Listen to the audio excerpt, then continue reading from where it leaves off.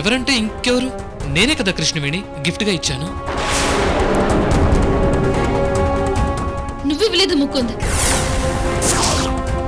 నా మీద నీకున్న ప్రేమని నాకు తెలిసేలా చేయాలని సాత్విక నీతో కొనిపించింది. అదే కృష్ణవేణి, తను కొనిపిస్తే నేను నీ గిఫ్ట్గా ఇచ్చాను. గుర్తొచ్చింది. You're right Krishnaveni.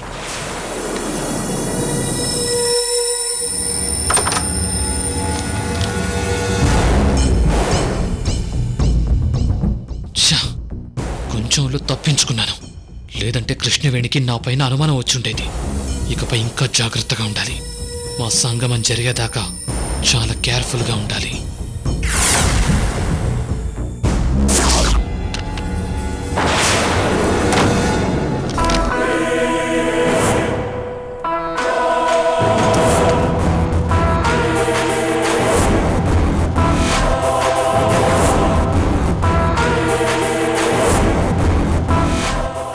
Voice recorder ఉండాలి కదా, ఏమైంది?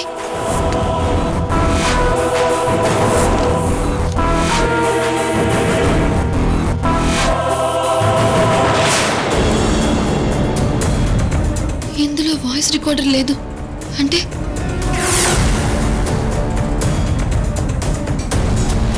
కార్తీక్ చెప్పింది నిజమేనా?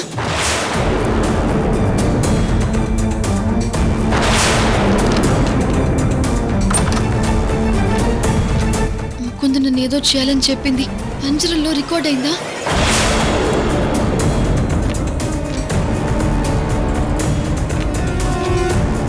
అయితే ముకుంద్ వల్ల నాకు ప్రమాదం ఉందా?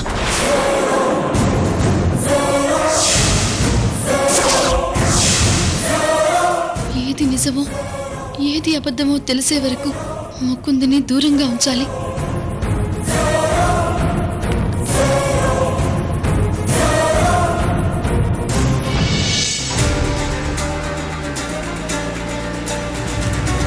నాకు తెలుసు నువ్వు కృష్ణవేణి హస్బెండ్ కాదని. ఆ శశంగా నుంచి ఎలాగైనా నిజాన్ని రాబట్టాలి. లేదంటే జన్మ జన్మల నా ప్రయాసకి అర్థమే లేదు.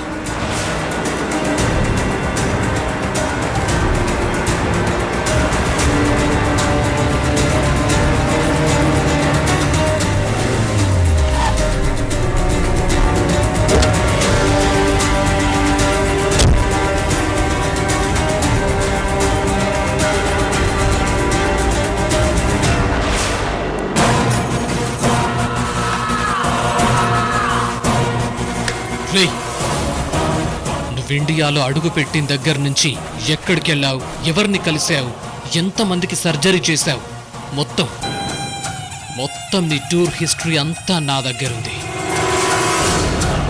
నువ్వు వైజాగ్లో సెమినార్ తర్వాత కాన్ఫిడెన్షియల్గా 3 days వేరే హాస్పిటల్కి వెళ్ళి ఏం చేశావు? రేయ్, నీ personal details, social media accounts అన్నీ నా చేతుల్లో ఉన్నాయి. మధ్యలో 3 days నువ్వేం చేశావనేది నేను త్వరలోనే తెలుసుకుంటాను. ప్లీజ్ ముకుంద్, నన్నేం చేయొద్దు. ప్లీజ్ నన్ను వదిలేయి. నేను నిన్ను వదిలేయటమా లేక నువ్వు ప్రాణాలు వదిలేయటమా అనేది నీ చేతుల్లోనే ఉంది. రేయ్, చివరగా నీకొక 24 గంటలు టైం ఇస్తున్నాను. ఈలోగా నేను కృష్ణవేణి హస్బెండ్ కాదని నీకెలా తెలిసిందో చెప్పే. లేదంటే ఈసారి కత్తి నిజంగానే నీ గొంతుని కట్ చేస్తుంది.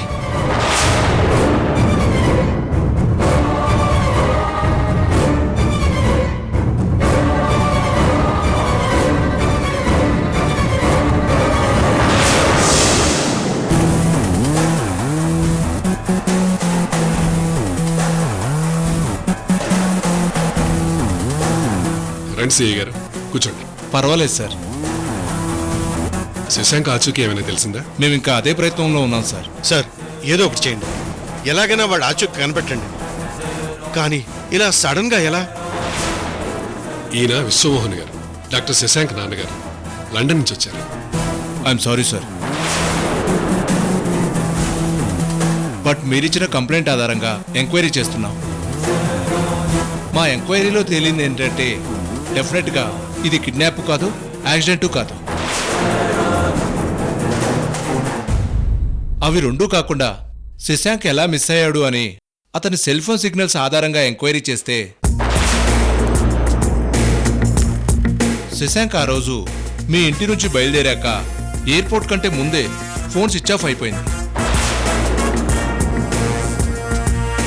డీప్గా ఎంక్వైరీ చేస్తే అదొక కొండ ప్రాంతం. దాంతో అతను వేరే వాళ్ళకి ఫోన్ చేయడం కానీ వేరే వాళ్ళు అతనికి ఫోన్ చేయడం కానీ జరగలేదు. సార్ అయితే సెల్ ఫోన్ సిగ్నల్ ఎక్కడ మిస్ అయిందో అక్కడే వెతకండి సార్. మా టీం అదే పనిలో ఉంది సార్. మీ అబ్బాయికి ఏం కాదు, మీరు దిగులు పడకండి సార్. మీ అబ్బాయి దొరుకుతాడని మాకు నమ్మకం ఉంది. మీరు మా నుంచి గుడ్ న్యూసే వింటారు. ఈలోగా మీ అబ్బాయి గురించి డీటెయిల్స్ కావాలి, అందుకే వచ్చాను. ఏంటి సార్ చెప్పండి. వాడి గురించి ఏం కావాలన్నా ఇస్తాను. వాడి కోసం ఏం చేయమన్నా చేస్తాను. మీరు మాత్రం నాకు వాడిని తెచ్చివ్వండి చాలు. అతని పర్సనల్ డీటెయిల్స్ అన్నీ ఇచ్చేయండి. అప్పుడు పక్క స్టేషన్స్ హెల్ప్ కూడా తీసుకోవచ్చు. సార్ పక్క పోలీస్ స్టేషన్లో కంప్లైంట్ ఇవ్వాల్సిన అవసరం ఏముంది సార్? టెన్షన్ పడకండి సార్. 6 to 12 అవర్స్లో మీ అబ్బాయి శశాంక్ ఎక్కడున్నా వెతికి క్షేమంగా తీసుకొస్తాం. మీరు కంగారు పడకండి.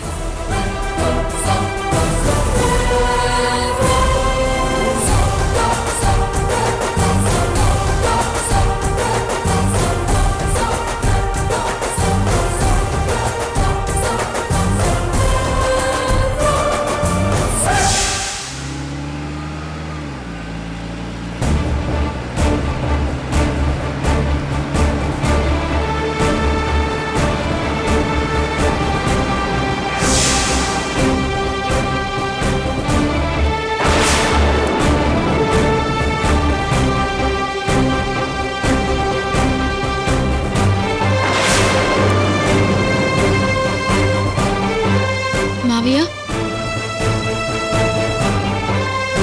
ఏంటమ్మా?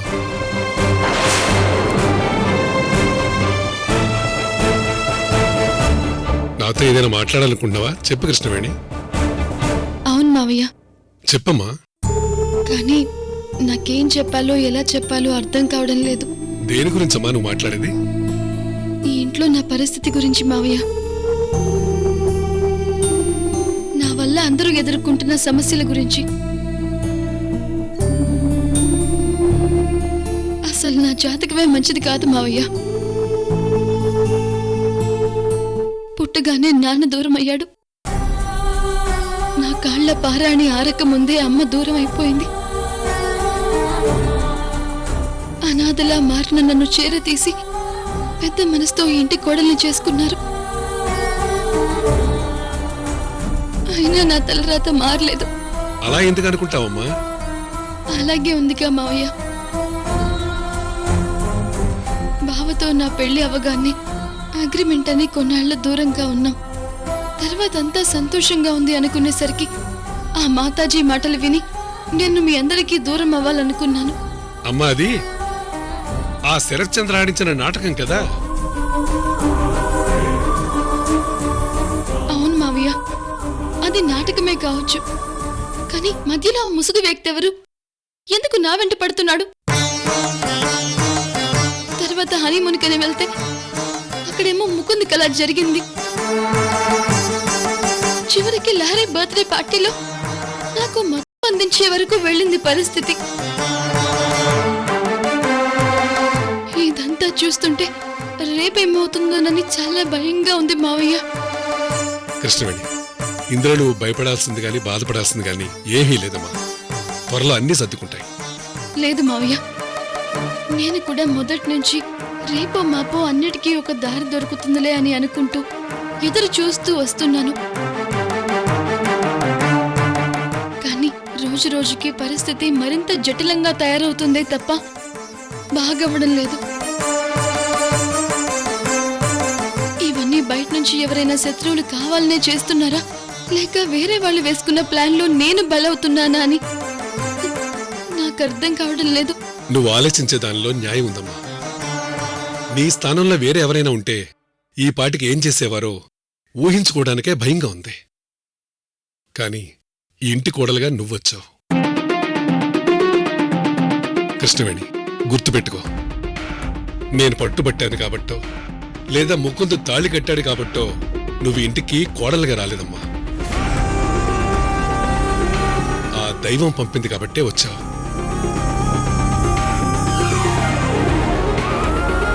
ఏంటి మావయ్య మీరనేది?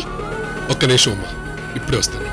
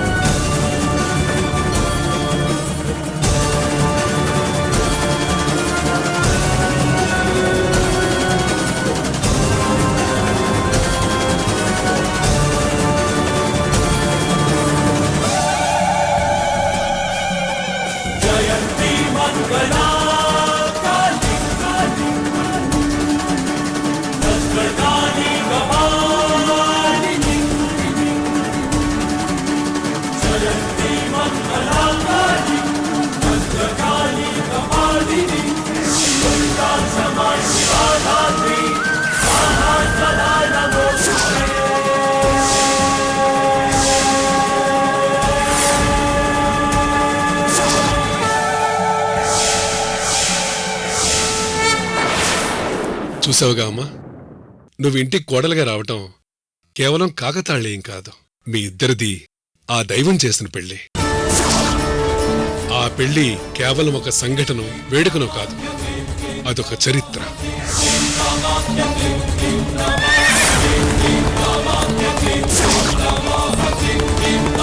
నీ పుట్టుక ఒక చరిత్ర.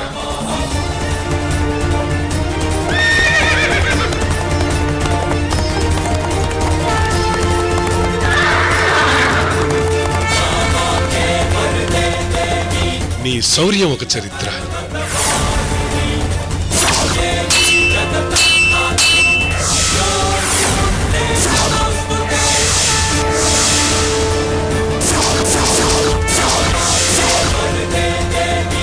నీ వ్యక్తిత్వం ఒక చరిత్ర.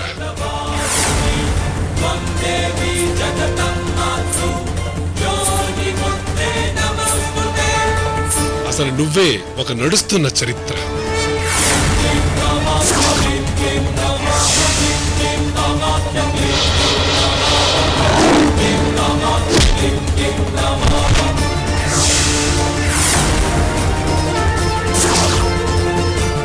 ఏంటి మావయ్య మీరనేది? నేను కుటుంబం గురించి చెప్తుంటే మీరు నా గురించి ఏదేదో చెప్తున్నారు. అమ్మా కృష్ణవేణి, నీ కుటుంబం గురించి చెప్పాలంటే నీ గురించి చెప్పాల్సిందే. ఎందుకంటే నీ చరిత్రే ఈ కుటుంబ చరిత్ర. కుటుంబ చరిత్ర. కుటుంబ చరిత్ర.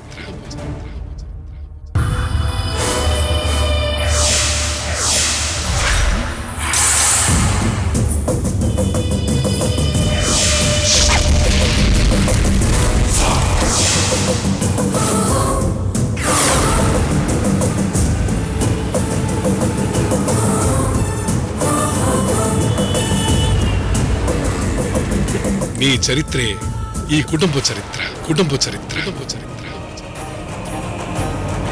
మావయ్య చెప్పిన అడ్రస్కి వెళ్ళాలి.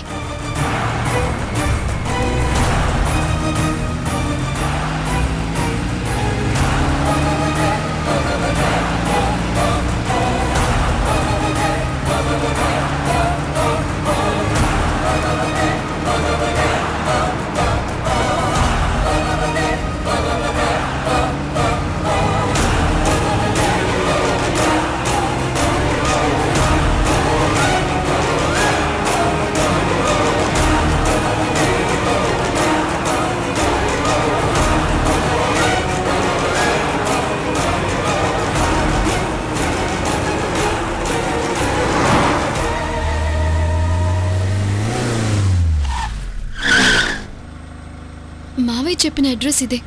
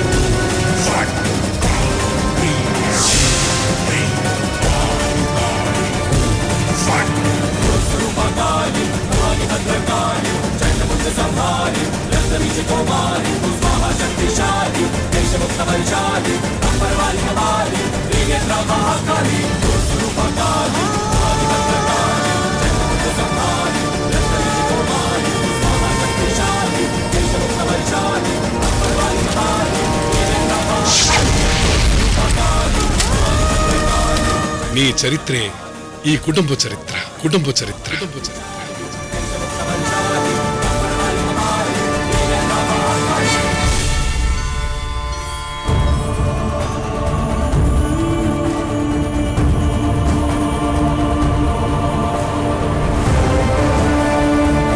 అమ్మా,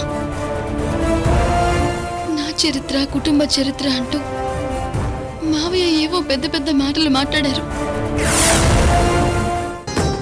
కానీ నాకే చరిత్ర తెలీదమ్మా. నాకు తెలీదో లేక నాకు గుర్తులేదో కూడా నేను చెప్పలేను. కానీ ఏదేమైనా నేను ఒక మామూలు ఆడపిల్లని. అందరిలాగే నేను కూడా ముందుగా నా భర్త, నా కుటుంబం, నా ఇల్లు బాగుండాలని కోరుకుంటాను. నాకే కాదు, నా వల్ల నా భర్తకు కానీ నా కుటుంబానికి కానీ ఏ హాని జరగకూడదు. అంతే. అమ్మా, నన్ను నా కుటుంబాన్ని కాపాడుకునే స్థైర్యాన్ని, శక్తిని నాకు ప్రసాదించు తల్లి. అదొక్కటే నేను కోరుకునేది.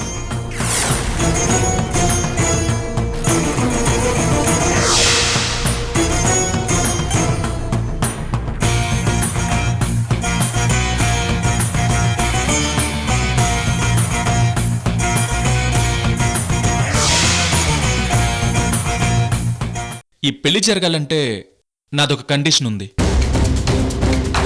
నేను సాత్వికను పెళ్లి చేసుకోవాలంటే నా కొత్త వెబ్ సిరీస్లో కృష్ణవేణి హీరోయిన్గా నటించాలి.